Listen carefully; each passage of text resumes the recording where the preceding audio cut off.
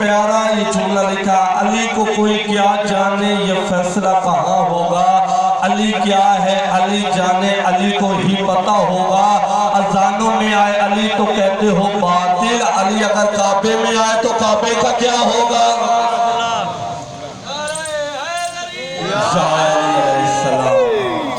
جان میں جان آتی ہے علی کہنے سے، جان میں جان آتی ہے علی کہنے سے، ختم کر لیتا ہوں قرآن علی کہنے سے، بھیڑ میں پہچان ہوتی ہے علی کہنے سے، انسان بھی آدمی بنتا ہے علی کہنے سے، فرشتوں کی سجدہ گاہ ہے چہرہ حسین کا، فرشتوں کی سجدہ گاہ ہے چہرہ حسین کا، کہنے لگا شیطان سے خدا حسین کا، فرشتوں کی سجدہ گاہ ہے چہرہ حسین کا، کہنے لگا شیطان سے خدا حسین کا، جان نکل جا میری بارگاہ سے، میرے لیے کافی ہے سجدہ حسین کا، خدا پیدا ان کے دشمن کا سب سے بڑا قصور حسی، جیڑا بھی اہل بیت دور حسی۔ پہلے نبیوں کے سلطان کی حدیث بیان کرتا جاؤں، نبیوں کے سلطان فرماتا ہے کہ جس کے دل میں میرے بھائی علی کی محبت ہوگی وہ جنت میں جائے گا، جس کے دل میں تھوڑا سا بھی بغض ہوگا وہ جنت کی خوشبو سونگھ نہیں پائے گا۔ یہ نبیوں کے سلطان کی حدیث ہے۔ دوسری حدیث بیان کرتا جاؤں، نبیوں کے سلطان کے پاس ایک شخص آتا ہے، یا نبی اللہ اب بہت سے لوگ مسلمان ہو گئے ہیں، ان میں اب پہچان کرنی ہے مومن کون ہے منافق کون ہے، تو نبیوں کا سلطان فرماتا ہے جس شخص کے سامنے، جس مسلمان کے سامنے تو میرے بھائی علی کا ذکر کرنا، اس کا چہرہ گلاب کی طرح کھل جائے تو سمجھنا وہ مومن ہے، اور جس کا چہرہ بگڑ جائے سمجھنا کہ وہ حرامی ہے۔ تو شیخ نے بہت ہی بہت ہی پیارا کلام اٹھایا، لکھا خدا پیدا ہے ان کے دشمن کا سب سے بڑا قصور ہوسی، چیڑا ہیلا تو دور ہوسی، تو قبر پٹ کے ضرور ویکھی یا کتا ہوسی یا سوار ہوسی۔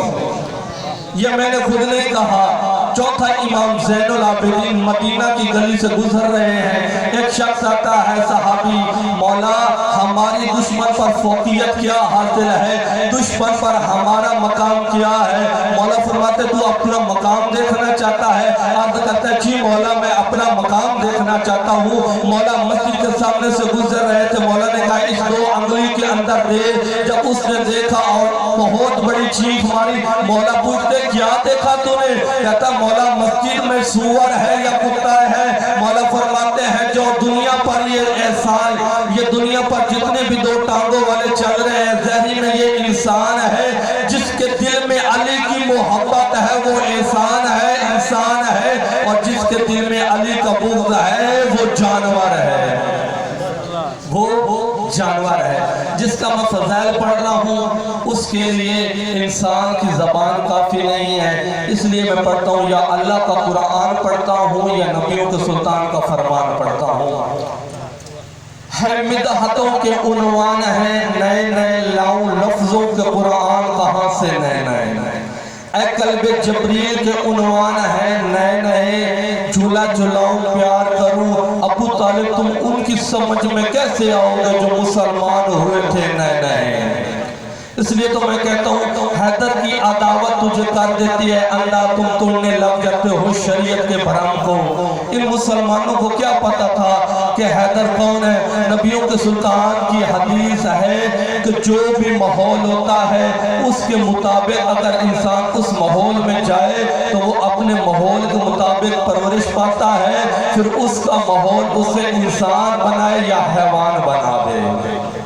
اس کا ماحول اسے اگر ڈاکٹر بنائے یا چور بنا دے، اس کا ماحول اسے یا انجینئر بنا دے یا شرابی بنا دے، اس کا ماحول اسے عالم دین بنا دے یا چور اور زانہ خان بنا دے۔ اور نبیوں کو سلام اس نبی کو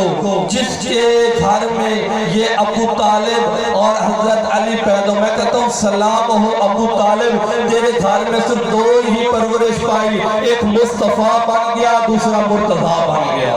نعرہ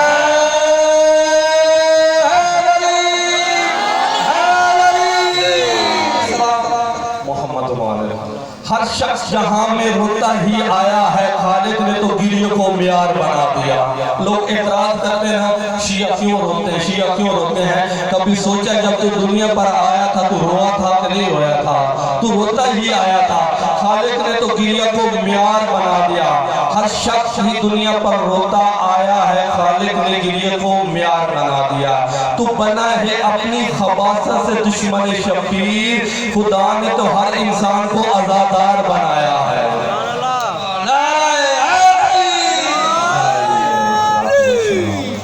پیتن کی گلابی بڑا سلا دے گی، چہرے کو گلاب کی طرح کھلا دے گی۔ مت چھوڑنا دامن اہل بیت، یہ بندگی تجھے اہل بیت سے ملا دے گی۔ اور جس ہستی کا میں ذکر کر رہا تھا، یہ ہستی بہت ہی کریم ہستی